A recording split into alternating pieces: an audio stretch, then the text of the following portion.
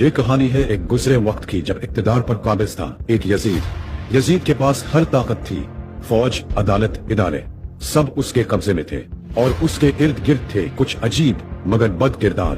ایک 70 سال کی بدصورت عورت جس نے جادو سے اپنا چہرہ، جسم، آواز سب کچھ بدل لیا اور یزید کو اپنے شہر میں جکڑ لیا۔ یزید اسی کا ہو کر رہ گیا۔ اس نانی کا باپ، نام شریف لیکن ایک پرانا چالاک چور جو قوم کی دولت کھا کر بھی شرافت کا لبادہ اوڑھ لیتا۔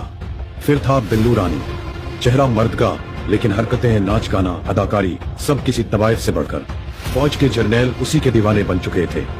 یزید نانی کا عاشق، جرنیل بلو کا عاشق۔ نانی جادو سے حکومت بچاتی، بلو ناچ سے فوج کو خوش رکھتا۔ یہ سب ایک دوسرے کو بچاتے اور قوم پر ظلم کرتے۔ جو بھی آواز اٹھاتا لاپتہ ہو جاتا، جو بھی سچ بولتا بیمار ہو جاتا، اور جو بھی راجا کا نام لیتا اس کا نام مٹا دیا جاتا۔ قوم ڈری ہوئی تھی، خاموش تھی، اور کچھ لوگ تو انہی ظالموں کی حمایت تھے۔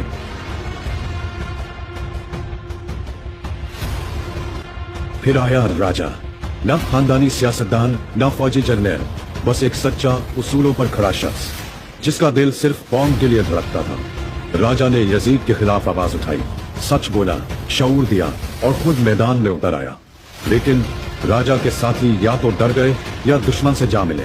راجا اکیلا رہ گیا اور اسے اندھیری کال کوٹھری میں ڈال دیا گیا۔ وہاں اس پر تشدد ہوا، دوائیں روک دی گئی، ڈاکٹر نہ ملنے دیا گیا، اور اس کی بیوی کو بھی قید کر کے اس پر دباؤ ڈالا گیا۔ لیکن راجا ہارا نہیں، زخموں سے چور مگر نظریے پر قائم۔ راجا نے ہمت نہ ہاری، نہ جھکا نہ روکا، اور اس کی یہ استقامت قوم کے کچھ نوجوانوں کو جگا گئی۔ کچھ سرپھرے لڑکے لڑکیاں جنہیں نہ ڈر تھا نہ لالچ، اٹھ کھڑے ہوئے۔ راجا کے سچ نے ان کے اندر آگ جلا دی اور وہ راجا کے لیے ظالم فوج سے ٹکرا گئے۔ اب وقت آ گیا ہے فیصلہ کن جنگ کا۔ ایک طرف ہے راجا اور وہ باشعور نوجوان جن کے ہاتھوں میں صرف سچ ہے، دوسری طرف ہے یزید، نانی، بلو رانی، شریف اور وہ پوری فوج جو صرف حکم پر ظلم کرتی ہے۔ اب فیصلہ